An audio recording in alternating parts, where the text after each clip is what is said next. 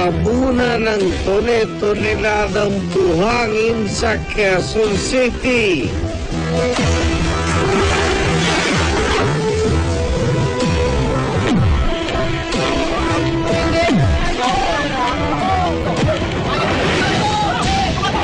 Ito pang malalaking aksidente sa truck.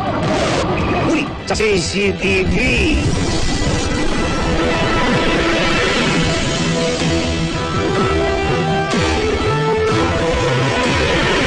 Magandang hapon mga igan. Ako naman Arnold Clavio. Hindi ka biktima.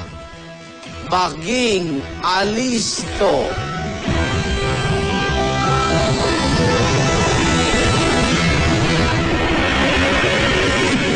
Natapos ang MMDA noong taong 2012. Mula Enero hanggang Abril, 37 sa 200 nakamamatay na aksidente sa kalsada na kanilang naitala ay dulot ng mga dambuhalang truck. Pangalawa mga ito sa may pinakamaraming naitalang fatal accident sa Metro Manila. Tulad na lamang na aksidenteng ito na inyong matutunghayan, isang ginang nahagip na isang rumaragasang truck. Ang malagim na trahedya, Kuwang-kuwa sa CCTV.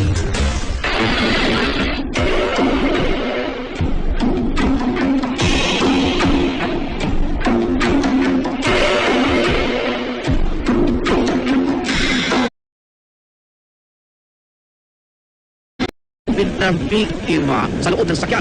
Ito po yung bagong bilhin namin na hydraulic para pag may mga naiipit na tao sa sakyan ni madali namin mailabas. Ito po pag naiipit po, ito magbubuka. Ito magkakat pag naiipit din ng mga gero. Natuto na maging handa sunod. Pero mahirap magsagla sa mga aksidente. Hindi namin masabi. Pero Nakahanda na kami sa mga gero. narito ang ilang tips kung paano magiging alisto kung kayo ay makasaksi ng ganitong trahedya. Safety procedure natin una sa lahat. Tumawag ka sa emergency hotline, medyan ang ba yung 117.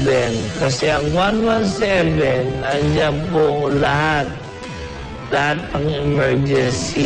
Tingnan mo muna kung anong dapat mong gawin kung makakatulong ka. Kausapin mo ang pasyente kung saan nakatira at ilista mo at tumawag ka sa kanyang kamag-anak. Tiga-ambulansya po sila magagawa. Kaya kung maaari lang nga, i-secure mo yung area, lagyan mo ng yellow lane. Huwag kayo magpalapit, kaya mo siyang maaray dyan. Tapos, lagyan yung yellow, kung control ka, iwasan mo rin makalapit sa ibang tao. At meron naman darating dyan. Pag ganyan mga aksidente, naipit ang pasyente, maaari po nga may mga bahagi po ng parte ng katawan, katulad na po halimbawa sa may leeg. Po ay sensitive yung bandang leeg natin. Either na kala mo na kayo ko, pero meron palang bali sa kanyang leeg. Maaaring ikamatay niya o may paralisa sa kanyang katawan.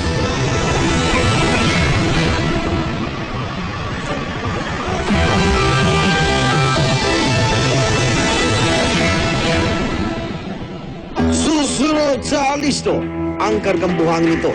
Mabilis na tumapos sa bahay ni na JR kung saan naroon ang kanyang mag-iina.